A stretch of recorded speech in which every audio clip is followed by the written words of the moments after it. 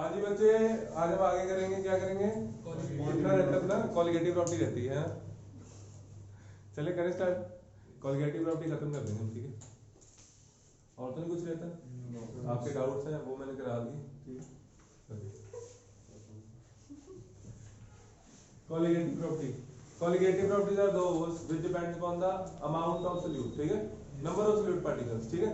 चाहे वो कोई भी सॉल्यूट हो, है ना? NaCl हो, चाहे वो सोडियम का आयन हो या पोटेशियम का आयन, कंट्रीब्यूट सेम करेगा, है ना? तो कोई होती कॉलिगेटिव प्रॉपर्टी, इसकी डेफिनेशन हम कर लोगे। चार कॉलिगेटिव प्रॉपर्टी अपने पास, कौन कौन सी? relative lowering vapor pressure, elevation in boiling point, depression in freezing point, osmotic pressure, ठीक है? एक नंबर में भी आता है सारा। ये हमने कल डिस्कस किया था। दोबारा जरूरत तो नहीं? जरूरत है, लेक्चर देखना, ठीक है? देख ले। P total equals to P naught A x A, P B P naught A x A plus P naught B x B, P naught B 0, ठीक है? यहाँ पे इसको करना इन टर्म्स ऑफ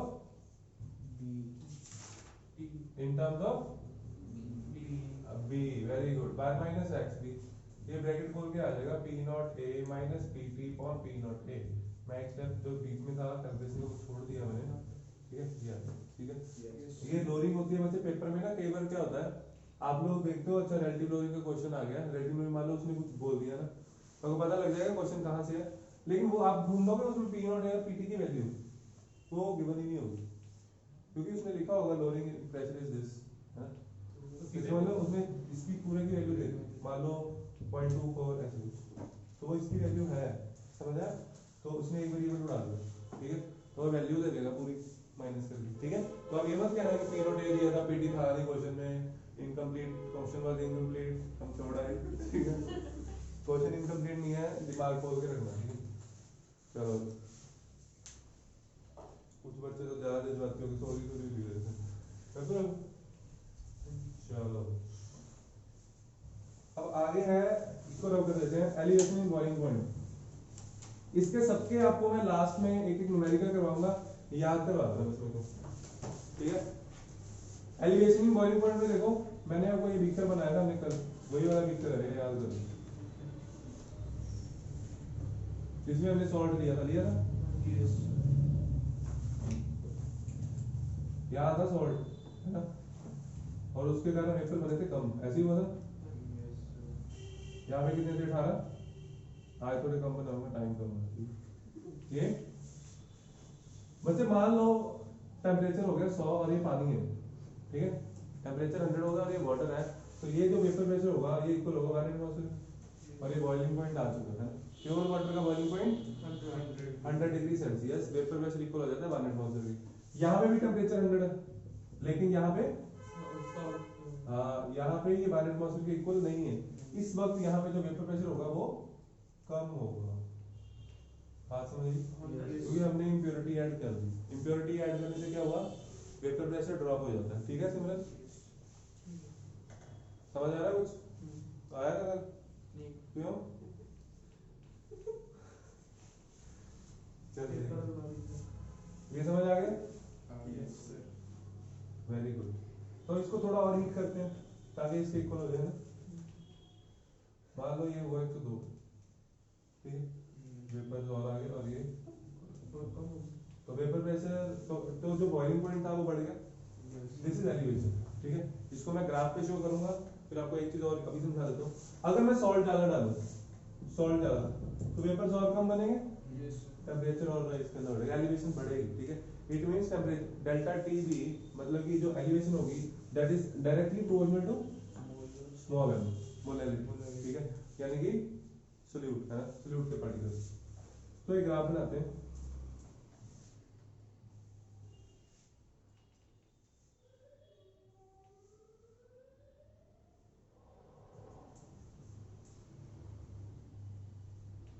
ये इधर है वेपर प्रेशर, ठीक है? इधर है टेम्परेचर, ठीक है? ठीक है। टेम्परेचर बढ़ता बढ़ता यहाँ पे टेम्परेचर 100 है 100 डिग्री सेल्सियस, ठीक है। 100 डिग्री सेल्सियस पे ये है सॉल्वेंट का प्योर सॉल्वेंट यानी कि प्योर वाटर, ये सॉल्यूशन का कर्व, वेपर प्रेशर का कर्व। वेपर प्रेशर बढ़ रहा है और एक टाइम पे जाके इक्वल हो गया 1 एटमॉस्फेयर।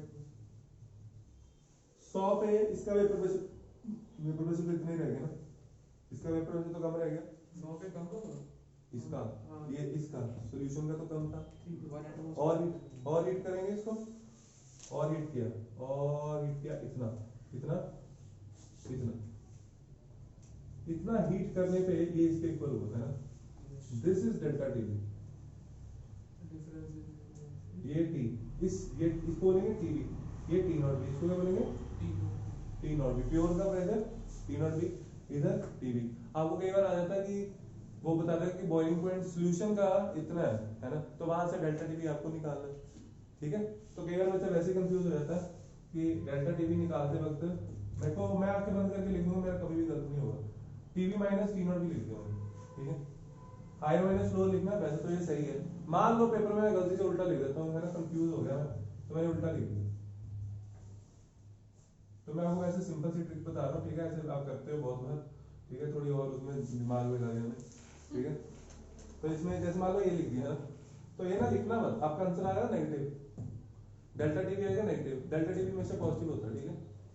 तो आपकी जो भी वैल्यू आएगी ना, तो आपको जब अगर ये नेगेटिव आ गया तो मतलब इसको उल्टा करना ही पड़ेगा आपको, और अगर समझ लो तो वो तो बेस्ट ही है, टीवी ज्यादा ही होगा, बस फिर हायर में से लोअर ही करोगे, ठीक है। वो तो मैंने आपको बाई चांस बताया कि कई बार हो जाता है, ज्यादा क्वेश्चन करके पैनिक हो जाता है, वैसे ऐसी कंडीशन नहीं होनी चाहिए, समझिए। ये बड़ी टर्म है, इसमें से माइनस ये डेल्टा टीवी आ गया। बाई चांस अगर ये नेगेटिव दिया हो, नेगेटिव आपका आए तो आपको पता होना चाहिए उल्टा कर दिया ना, या तो उसको सीधा कर लेना, ठीक है, बनता है ना सीधा करना, ठीक है, या फिर क्या करना, ये लिखना है बस, इसको काट देना, डेल्टा टीवी की जो वैल्यू आएगी ना नेगेटिव में, उसमें सीधा पुट कर देना पॉजिटिव, ठीक है। बात समझ आई? ठीक है, वो काम नहीं करने जो आगे के बता रहा हूँ, इसको याद कर दो, वो समझ नहीं आगे, हाँ ऐसे करेंगे। चलो delta TV rectification to M, ठीक है। डेल्टा टीवी सॉल्वेंट पे डिपेंड करेगा, के जो होता है ये होता है सॉल्वेंट का, इसको बोलते हैं क्या, पहले क्या करें एप्लियोस्कोपी, आप क्या कह रहे हो, कैसे है, मैंने अभी तो बताया, जितने ज्यादा सॉल्यूट होएगा उतना ज्यादा एलिवेशन ज्यादा आएगा, टेम्परेचर और बढ़ाना पड़ेगा, इसलिए तभी तो ये qualitative property, because it depends upon amount of solute, ठीक है, आया समझ, ठीक है, गुड। तो ये आपका इस फॉर्मूले से क्वेश्चन हो जाएगा, और यहाँ पे मोलैरिटी इसलिए लेते हैं क्योंकि मोलैरिटी टेम्परेचर पे डिपेंड नहीं करती, mass of solvent in KG लेना होता है नीचे, तो वो टेम्परेचर पे डिपेंड नहीं करता, इसलिए ये भी इसलिए, और डेल्टा टीएफ में भी इसी करते हैं, ठीक है। चलो आगे, तो डेल्टा टीएफ का भी मैं यही खत्म कर देता हूँ, ठीक है। Delta TF equal to KF है, क्रायोस्कोपिक कांस्टेंट, केएफ क्या है, क्रायोस्कोपिक कांस्टेंट बोलो, वैल्यू यूनिट्स बता सकते हो मेरे को, केबी या उसके केबी केएफ के यूनिट्स,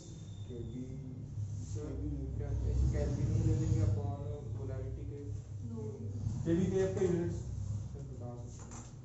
है क्या, डेल्टा टीवी टेम्परेचर किसमें होगा, केल्विन में, केल्विन में, नीचे क्या है मोलैरिटी, मोल पर केजी, मोल पर केजी, -1 एम का ले लो, एम इनवर्स आ जाएगा, देन क्या करना है, देखिए केल्विन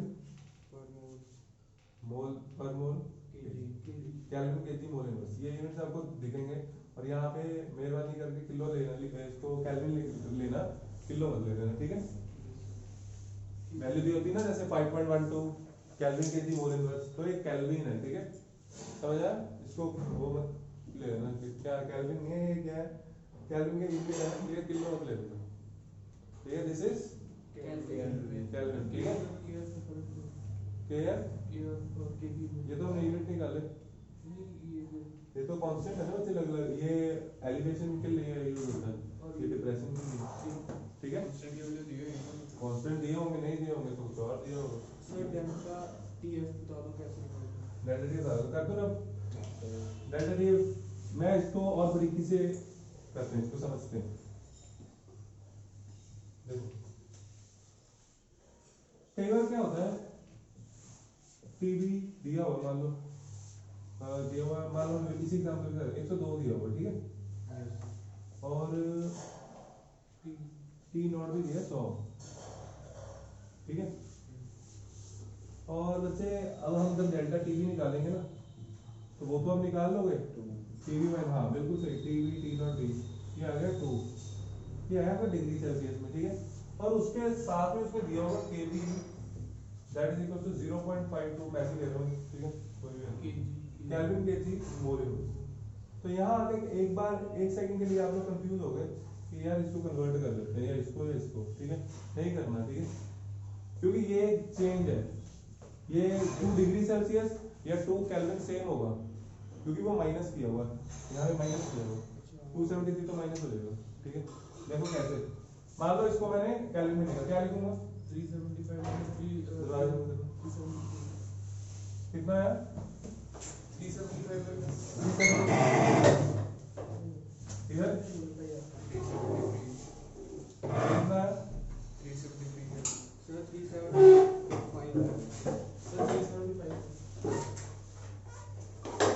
सही, बेटर भी क्या है माइनस कितना है 2, तो चेंज है, चेंज सेम रहेगा, ठीक है, चेंज सेम रहेगा, तो इसको चेंज मत करने बैठ जाओ, उसको भी नहीं करते हो पेपर में हम दिखा कैसे दिखाएंगे, कुछ भी लिखो, टीचर को पता है, अंडरस्टूड है, इसमें लिखो, मैं उधर लिख दो, केल्विन लिख दो, तो अगर हम बाद में कन्वर्ट करते, लेकिन ऐसा नहीं ना करना कि 100 के आगे केल्विन लेना, नहीं मैं पूछ रहा हूँ कि जैसे 2 डिग्री सेल्सियस है, अगर हम निकाल के उसके बाद केल्विन में कन्वर्ट करें, वो तो गलत हो जाएगा। और 2 डिग्री निकाल के केल्विन में एलिवेशन 275 आ जाएगा, 275 वाले वही कह रहे हैं, वेरी गुड, वही कह रहा हूँ, गलत है, वही सही कर कर दो ना, एंजॉय विनय विनय एंजॉयिंग कर दो ना, ये केबी की वैल्यू कैसे आती है? ये भी दिया होता है, पर हमें मैम कहते हैं याद करो, ओ यार कौन सी मैम कहते हैं, हैं वाटर का केवी का केएफ ले कहते हैं याद करो, पेपर में देते नहीं है। और जाने दो, क्या गैरी है बेटा,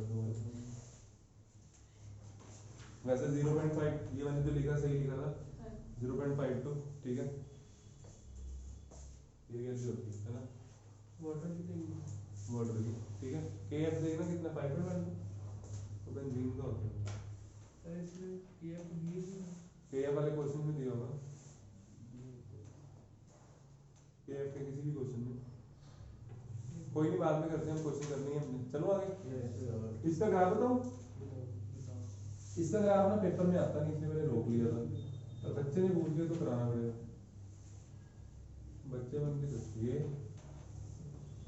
ठीक है, जो पिछले वाला ग्राफ था ना, वो इसको मत देखना अभी, ठीक है, आप लोग देखो सिर्फ यहां से देखना शुरू करोगे, यहां से आगे आगे वही चीज नहीं है, अगर मैं यहाँ पे लाइन मार के 100 लिखूं, आप कहोगे सर ये तो सेम ग्राफ है ना, ये उसका पीछे का सीन है, ठीक है, समझ आया, ये उसकी पीछे की पिक्चर है, क्लियर, क्योंकि ये सॉलिड है, ठीक है, इस पॉइंट पे ये फ्रीजिंग पॉइंट ये, दिस इज टी नॉट है, समझ आया, ये है, ये सॉलिड है, यहाँ पे सॉलिड फेस है, लेकिन ये जो कर्व है ये किसका, प्योर सॉल्वेंट का, जैसे उसमें था ये सॉल्यूशन का, ठीक है, अब इसका वेपर प्रेशर सेम कब होता है, इसका वेपर प्रेशर सॉलिड वाला वेपर प्रेशर कब होता है, यहाँ पे आ गया, इसका वेपर प्रेशर सॉल्यूशन का जब सॉलिड वाले के वेपर प्रेशर के सेम हो जाएगा एट एनी पॉइंट, तब वो सॉलिड में कन्वर्ट हो जाएगा, ठीक है, समझ आया, दोबारा बोल रहा हूँ, यहाँ पे कर्व चेंज होता है जब ये चेंज होता है सॉलिड से किस स्टेट में गया, लिक्विड में, समझ आई बात है, और ये सॉल्यूशन को जैसे आप ठंडा करते जाओगे आप यहाँ पे पहुंचे, मान लो वाटर है 0, वाटर का ये 0 डिग्री सेल्सियस, ठीक है, और इसको और आगे नीचे लेके जाना पड़ेगा आपको, ठीक है, हो सकता है -2 पे, ठीक है, यहाँ पे लेके जाओगे तब उसका वेपर प्रेशर इस लाइन के इक्वल हो जाएगा, यहाँ पे टच करो ना, जहाँ पे टच करेगा उस पॉइंट में हमें क्या मिल जाएगा, TF, ठीक है, यहाँ पे ये होगा डेल्टा टी, अब इसमें देखो उल्टा होता है, ठीक है, delta TF is equals to final बड़ी टर्म कौन सी है? माइनस। माइनस और इसमें भी कई बार मतलब बहुत कंफ्यूज होता है यार, वो -2 में था, मेरे को टेस्ट में पता नहीं चला, क्या नहीं पता चला, नहीं पता चला कैलविन में कर लो, ठीक है, वैसे कोई कंफ्यूजन है नहीं। 0 माइनस आंसर क्या है? डिग्री सेल्सियस केल्विन, एक ही बात है। और डाल के लिख दोगे ना टीचर खुश हो जाएगा, उसको पता होगा बच्चा दिमाग रखता है, ठीक है, आया समझ? देखो ध्यान से ऊपर करेगा, नहीं तो कहेगा 15 डाल देगा। ऐसे टिप्स एंड ट्रिक्स बताते रहो।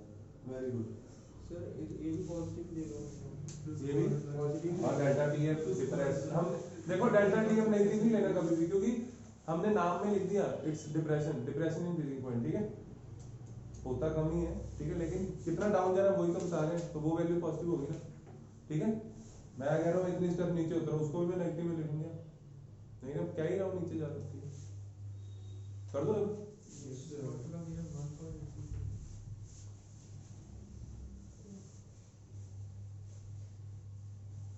आगे इसके एक दो क्वेश्चन आते हैं, ठीक है, डी आइसिंग एजेंट यूज होते हैं ये सारे, ठीक है, रेडिएटर्स में यूज होते हैं ठंडी जगह पे, ठीक है, जहाँ पे टेम्परेचर -30-40 होता है, इथाइल अल्कोहल यूज करते हैं रेडिएटर्स में, ताकि जो हमारा उसमें लिक्विड है, ठीक है, वो फ्रीज ना कर दे, उसका फ्रीजिंग पॉइंट नीचे ले जाने के लिए, नहीं तो अगर वो फ्रीज कर देगा आपकी गाड़ी बंद हो जाएगी, है ना, सॉल्ट भी यूज करते कूलेंट चाहिए, सॉल्ट डी आइसिंग के लिए सॉल्ट यूज करते हैं, ठीक है, जैसे बर्फ को पिघलाने के लिए क्या यूज करते हैं? सॉल्ट फेंकते हैं, ठीक है, सॉल्ट से क्या होगा, नीचे आ जाएगा उसका क्या फ्रीजिंग पॉइंट, नीचे आ जाएगा, वो मेल्ट हो जाएगी, ठीक है, आया समझ? गुड, चलो आगे। अब हम करते हैं पहले ऑस्मोटिक प्रेशर फिर न्यूमेरिकल, ठीक है।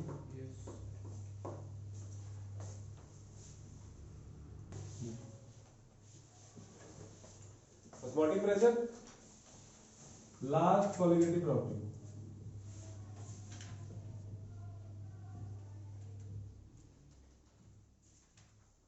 वही भी लेक्चर रिकॉर्ड होगा, देख लेना, ठीक है।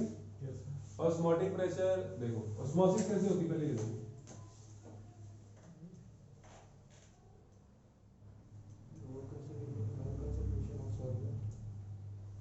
ये जो तेरे कंसेप्ट है ना बड़े अच्छे हैं। सर वो क्वेश्चन भी समझा देना जो टेस्ट पे हुआ रिवर्स ऑफ वो तो समझाऊंगा। ये देखो मेरी बात सुनो, दिस इज एसपीएम, क्या है ये? हाँ, इधर मान लो सॉल्वेंट है, प्योर सॉल्वेंट है, ठीक है, या हम मान सकते हैं इधर कंसंट्रेशन जो है वो C1 है, ठीक है, और इधर जो है उसकी कंसंट्रेशन कितनी है? C2। हम मान के चलते हैं कि C1 लेस कंसंट्रेटेड है C2, ठीक है, समझ आया? अब वैसे जो एसपीएम होती है, it allows only solid particles to pass through, ठीक है, एसपीएम क्या अलाउ करती है? हाँ, सोल्यूट पार्टिकल का साइज बड़ा होता है, वो पास नहीं कर पाते, क्लियर। तो सोल्यूट पार्टिकल्स यहाँ पे एक्यूमुलेट हो जाएंगे, है ना, होंगे, इधर भी है C1 लिया मैंने, प्योर नहीं लिया, सोल्यूट है ना इधर भी होंगे, इधर ज्यादा हो जाएंगे, इधर से इधर पानी ज्यादा जाएगा, इधर से इधर पानी कम जाएगा। तो ऑस्मोसिस में हमेशा नेट फ्लो होता है, ठीक है, क्या होता है? नेट फ्लो, ठीक है, नेट फ्लो होता है, लो टू इस तरह, नेट फ्लो हमारा इधर, रिजल्टेंट कह सकते हो, net flow low concentration of solute to high concentration of solute, ठीक है, या जो आप 9th-10th में लिखते थे, higher concentration of solvent to lower concentration of solvent, ठीक है, इन टर्म्स ऑफ अगर सॉल्वेंट बोलना, अगर इन टर्म्स ऑफ सोल्यूट बोलना तो लो कंसंट्रेशन, ठीक है, इधर मानते हो सोल्यूट की लो कंसंट्रेशन है, low concentration of solute to high concentration of solute, इधर ही हो रही है ऑस्मोसिस, समझा? कब तक होएगी? जब इधर कंसंट्रेशन सेम हो जाएगी, पानी इधर जाता जाएगा, इधर पानी बढ़ जाएगा, एक टाइम पे आगे इक्वल, ठीक है, फिर समझ आया? अभिषेक समझ आया? ठीक है, चलो अब हमने क्या करना है, हमने ऑस्मोसिस को रोकना है, इस प्रोसेस को ऑस्मोसिस बोलते हैं, ठीक है, और अगर गैसेस हो, गैसेस के केस में किसी चीज की मीडियम की जरूरत नहीं होती, उसको क्या बोलते हैं? डिफ्यूजन। और इस प्रोसेस को मैं रिवर्स कर सकता हूँ, रोक सकता हूँ, डिफ्यूजन को मैं रोक नहीं सकता, ना ही रिवर्स कर सकता, नहीं कर सकता।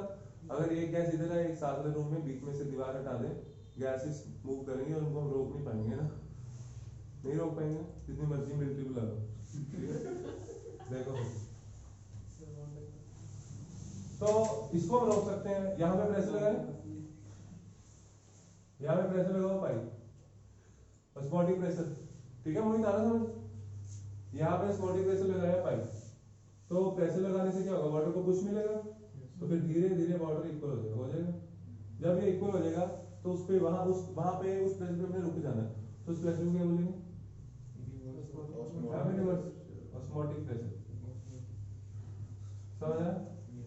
अब अगर इधर मान लो स्टार्टिंग में सॉल्वेंट बहुत ज्यादा था, बहुत ज्यादा, तो पानी इधर से इधर बिल्कुल भी नहीं जा रहा होगा, तो प्रेशर और एक्स्ट्रा लगाना पड़ेगा, और ज्यादा लगाना पड़ेगा। इसका मतलब pi is directly equal to C, ठीक है, and pi equal to C R T, and where C is constant molarity. C is a constant, क्या कहना है, छोड़ो, सी इज अ कांस्टेंट। ये आ गया समझ molarity. R gas constant, T temperature, ठीक है, इनकी मैं वैल्यूज बता देता हूं कि क्या क्या लेनी। क्लियर? Yes sir. कोई चीज ना क्लियर हुई? आ गया समझ? अब इसमें रिवर्स ऑस्मोसिस भी देख लेते हैं, ठीक है। तीन चीजें और होती हैं, तीन चार चीजें और मैं यहीं पे बता देता हूँ, ठीक है। एक हमारा होता है हाइपो सॉल्यूशन, ठीक है। ये सॉल्यूशन हाइपो, ये हाइपर, है ना। जिसकी कंसंट्रेशन कम होगी वो हाइपो, दूसरा हाइपर, ठीक है। जब इन्हें क्या हुआ जस्टिन? आ गया समझ? दूसरी चीज आइसोटोनिक सॉल्यूशंस। आइसोटोनिक सॉल्यूशन पे बेस्ड आपको न्यूमेरिकल आ सकता है, ठीक है। आइसोटोनिक सॉल्यूशन कौन सा होता है? जिसकी कंसंट्रेशन सेम हो, ठीक है। या कह सकते हैं ऑस्मोटिक प्रेशर सेम हो, पाई 1 इक्वल टू पाई 2। मान लो मेरे पास दो सॉल्यूशन है मेरे पास, पाई 1 इक्वल टू C1RT होगा, ठीक है। Similarly pi 2 equal to C2RT होगा, और given isotonic means pi 1 equal to pi 2, pi 1 equal to pi 2। यहां लिखूं, it means C1RT equal to C2RT। यहां से एक answer C1 equal to C2 करके आपको न्यूमेरिकल सॉल्व होगा। एक का आपको मोलर मास वगैरह सब कुछ दिया होगा, दूसरे का निकालना होगा। बट टेंपरेचर उधर तो सेम होगा। नहीं देखा है, दिया तो सेम ही देखा, चल दिया। ठीक है, कर दो। चलो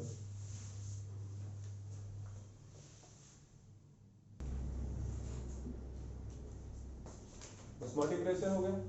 इसके क्वेश्चंस क्या क्या आते हैं? ब्लड सेल है, जैसे अंदर कंसंट्रेशन C1 है, बाहर C2 है, ठीक है। सेल के अंदर कंसंट्रेशन C1, बाहर C2, ठीक है। मान लेते हैं C1 कम है, क्या होगा? C1 कम है, पानी सॉल्वेंट किधर से किधर जाएगा? C1 से C2, तो सेल विल श्रिंक और swell.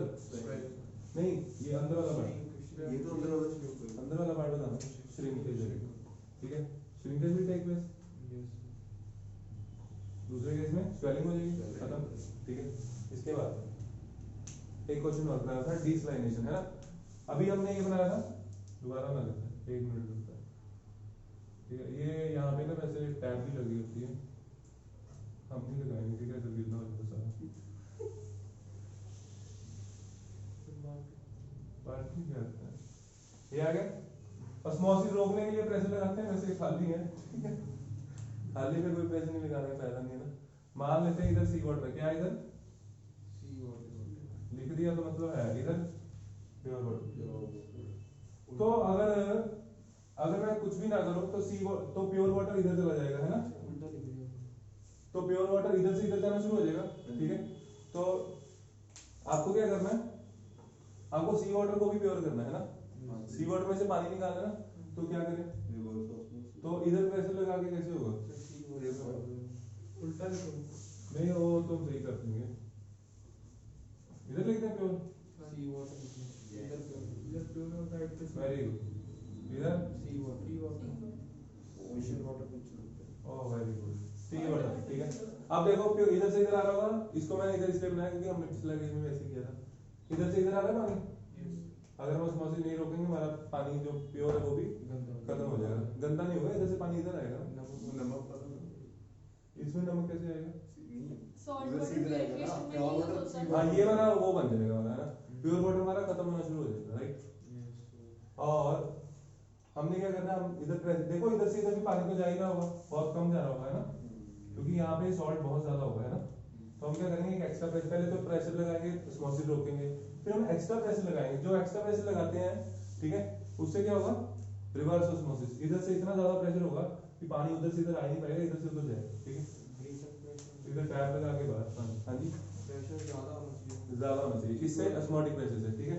Pi this pi should be greater than osmotic osmotic pressure. बात समझ आई? ऑस्मोसिस करो, ठीक है। अब इसके क्वेश्चन करते हैं, ठीक है। सर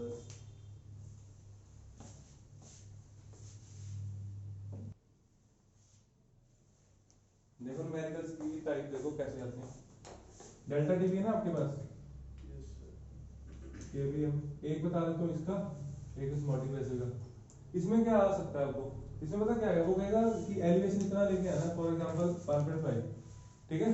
तो 1.5 ये लेके आना, केबी गिवन होगा, ठीक है।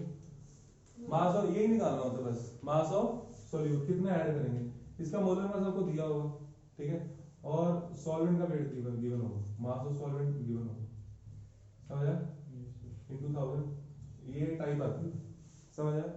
अगर ये दिया होगा, मान लो सारा कुछ दिया, हो सकता है मोलर मास निकालना हो, आ सकता है, ठीक है। इसमें ये इस तरह की क्वेश्चन आते हैं। वेंटो फैक्टर तो है नहीं तो यहाँ लग जाता। ये delta T B delta T F ऐसे क्वेश्चन आते हैं, ठीक है, समझ आया। इसके बाद ऑस्मोटिक प्रेशर में, ऑस्मोटिक प्रेशर में जो टफ क्वेश्चन आता है उसमें यही आता है कि दो अलग अलग सॉल्यूशन है ऑस्मोटिक प्रेशर जो कि आइसोटोनिक है, ठीक है। तो एक का आपको सारा कुछ गिवन होगा, C1 पूरा जैसे गिवन है सब कुछ, है ना, गिवन वेट मोलर मास। दूसरा आपको गिवन होगा कि ग्लूकोज का सॉल्यूशन है उसका वेट निकालो, तो C1 = C2 आ जाता है, वहां से ही आ जाएगा, आया समझ, ठीक है। यही टाइप है, आप लोग क्वेश्चन कोई भी ट्राई कर लेना। और R की वैल्यू क्या लेनी वो मैं बता देता हूँ। मान लो R प्रेशर में है तो 0 पॉइंट, और प्रेशर में नहीं, R सॉरी पाई किसमें है, एटमॉस्फेयर में। पाई एटमॉस्फेयर में R = 0.0821 atmosphere litre mole inverse kelvin inverse, समझ आया, आगे समझ। और अगर कई बार क्या होता है, प्रेशर ना mm ऑफ Hg में भी गिवन होता है, प्रेशर mm ऑफ Hg में गिवन होगा, तो आप क्या करना, प्रेशर को कन्वर्ट कर लेना, इधर वाले को एटमॉस्फेयर में कर लेना, ठीक है। कैसे करोगे, 1 एटमॉस्फेयर = 760 mm ऑफ Hg, ठीक है। क्लियर, तो आप इसको कन्वर्ट कर लो, बात समझ आई। और कोई पूछना, एक वो क्वेश्चन था और कुछ, बस चलो ठीक है, all the best for tomorrow, ठीक है, बाय सर। ओके।